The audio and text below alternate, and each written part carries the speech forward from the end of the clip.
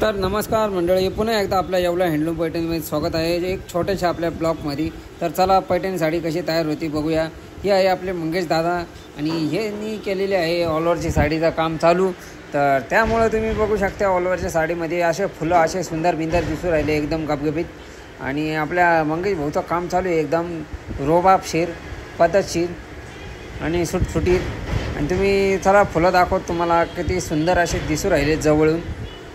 तर तुम्ही जसं तुम्हाला व्हिडिओमध्ये दिसत असाल तर तुम्हाला कळतच असेल फुलांचे कलर किती सुंदर असे दिसू राहिले। आणि काम असं एकदम पूर्णपणे हाताने केलं जातं या ऑल ओव्हरच्या साडीमध्ये।